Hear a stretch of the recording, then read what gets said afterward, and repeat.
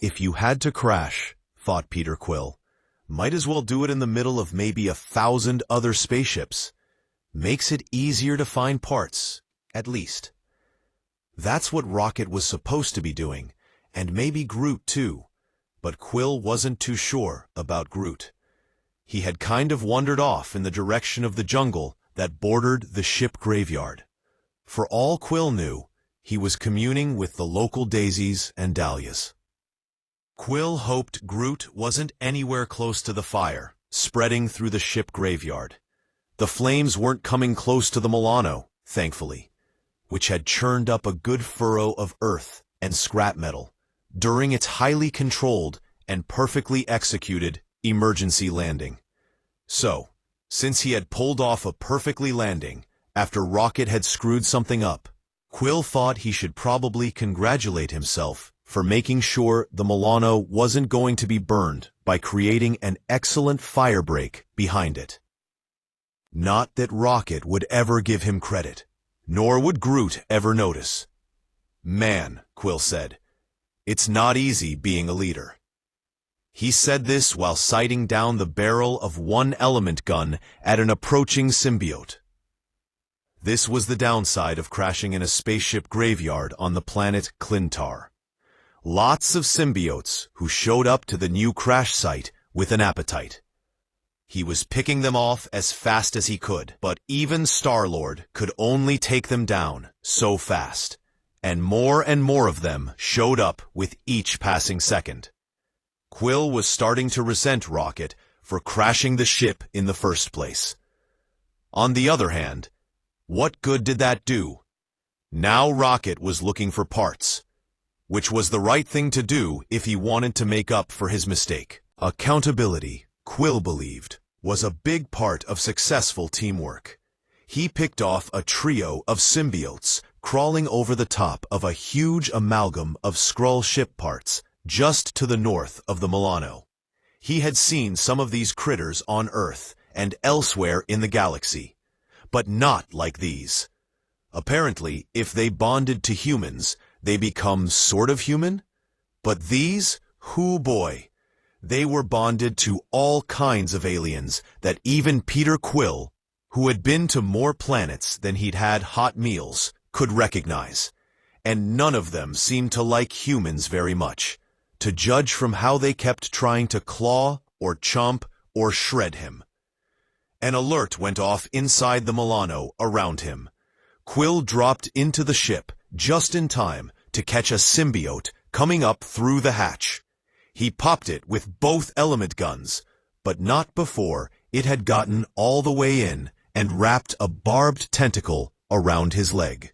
Swearing in every language he knew, he blew the tentacle apart and limped over to slam the hatch shut. His leg hurt like a Flurkin's kiss on the way back up to the top of the Milano's hull. But pain had to wait. Quill was going to protect his ship to the end. A big explosion lit up the far end of the ship graveyard, over by a cluster of ancient buildings that rose up from the edge of the jungle. Looks like the fires reached a ship with something combustible on board, Quill thought. Bits of flaming wreckage rained down around the buildings and nearer to the edge of the jungle. Most of the symbiotes abandoned their siege of the Milano and took off toward the fire, which suited Quill just fine. It was a whole lot easier to fix a spaceship when you didn't have a horde of monsters trying to eat you, or whatever they were trying to do.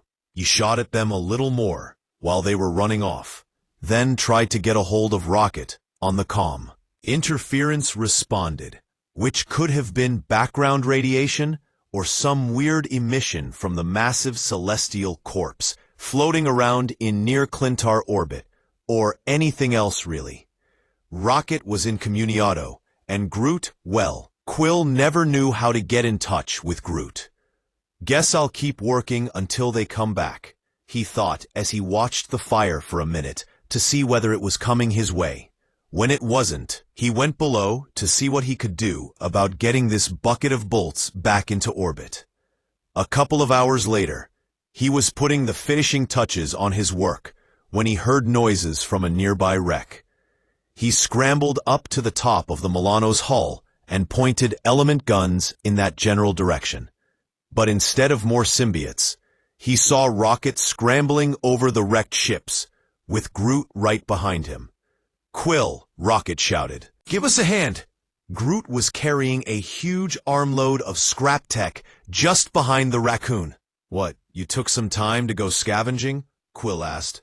"What is all this garbage?" "It's not garbage, you flarkin' dolt," Rocket said. "We fought like 100 million of those monsters to get it, and now this scut is gonna get us out of here." "Oh, I got that figured out already," Quill said. "Everything's all tuned up in the engines. Except for Rocket was already looking. Except you don't have any shielding over the plasma exchangers." Quill pointed out at the wrecks. "Plenty of shielding out there, genius. And how were you going to get enough thrust to get us off planet if you diverted all the power to the hyperspace drive?" Rocket put one hand over his eyes, dropping some of his various bits he collected. Quill was used to Rocket thinking he was dumb. It was part of their relationship now. But this time, he had an answer.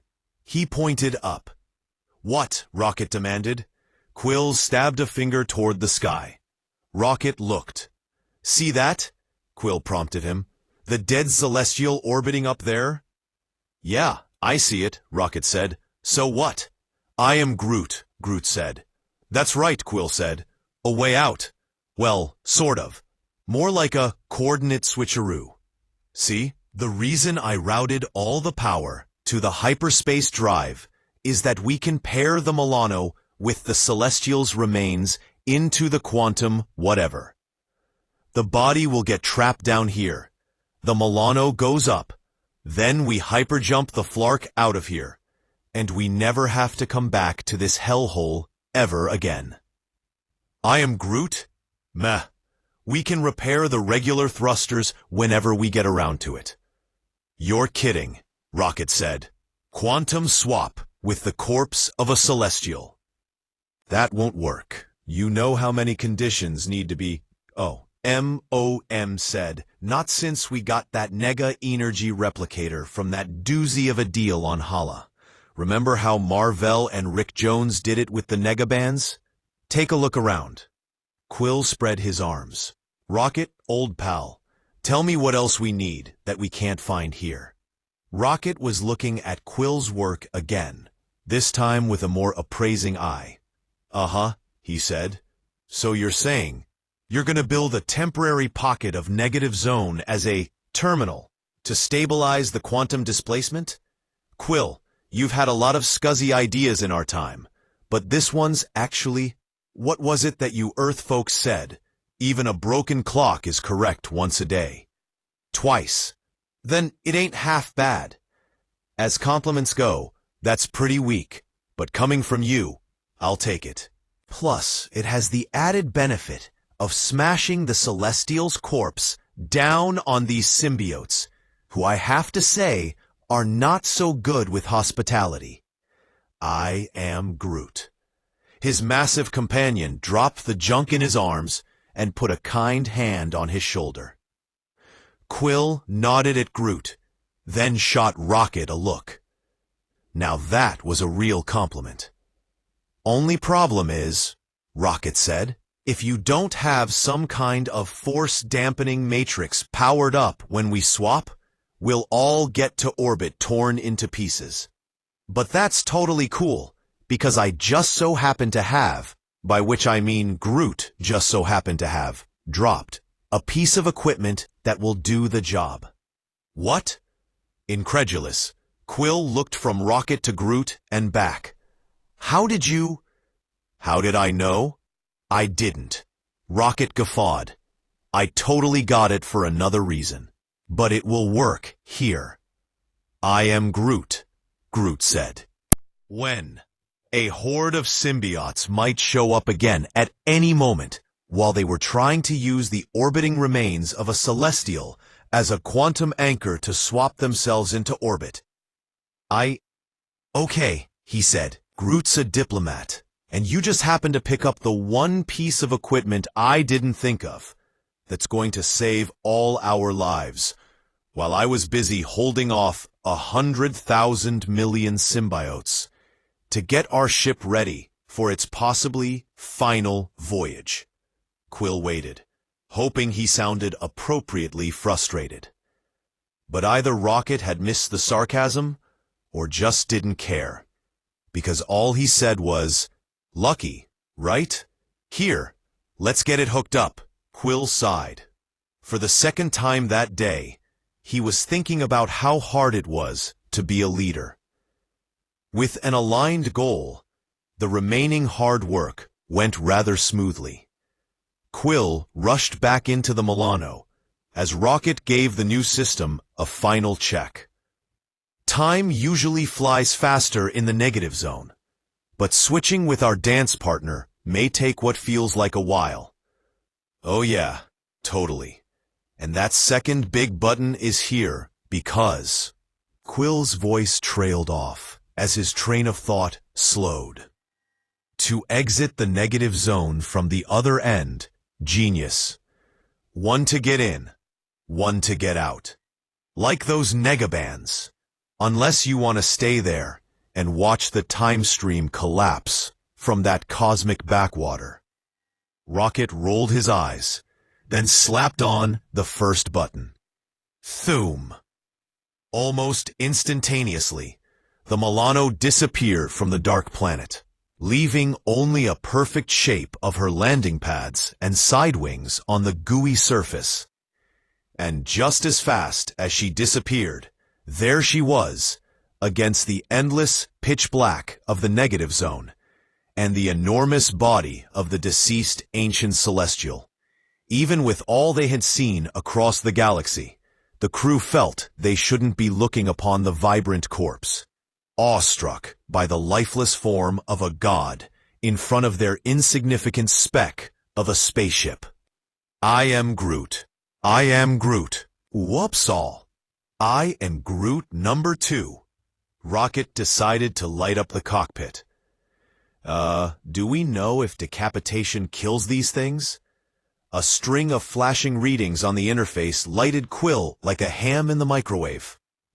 And, as if in response to him, the corpse made a single twitch. I am Groot? Groot was unsettled. Whoops all. No it didn't. You're seeing things. Besides, I'm sure it's just the quantum swap having some residual effects, probably because it's so big. Yeah, Rocket's feigned confidence waned. And I don't want to stick around long enough to find out, Peter pressed. Hit that second button, Rocket. Not yet. Have to recharge the engine. Just hit it.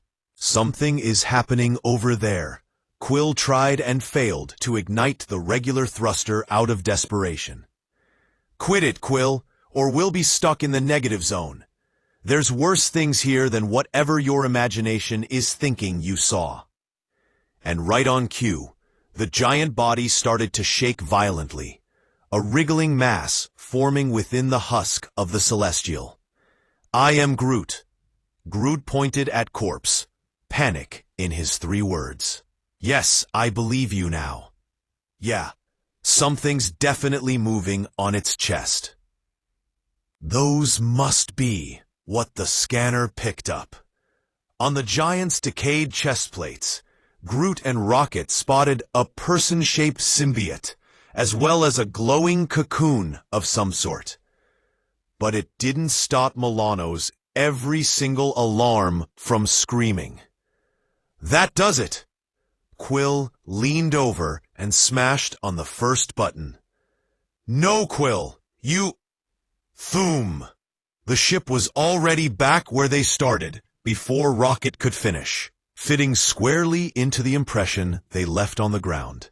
Ag! You got any more bright ideas to waste our time? Rocket seemed down.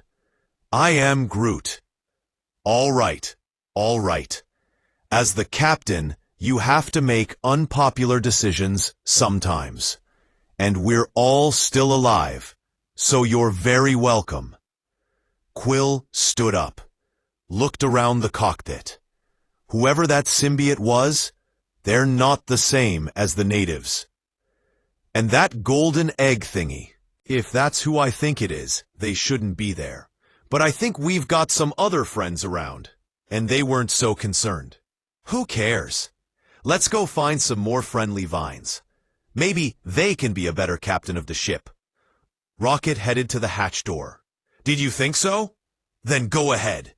When we're back on No Hair, I'm telling everyone that I saved our lives, including those two up there. Quill yelled to the back of his crewmates. But they didn't stop. Whatever. Quill slapped the arm of his chair. Dude, being the leader is so hard, he thought. But when he looked up to the sky, the legendary Star-Lord smiled. The giant corpse of the Celestial remained in the sky, with golden light shining from its chest, like a tight house in a raging black sea. Period. End.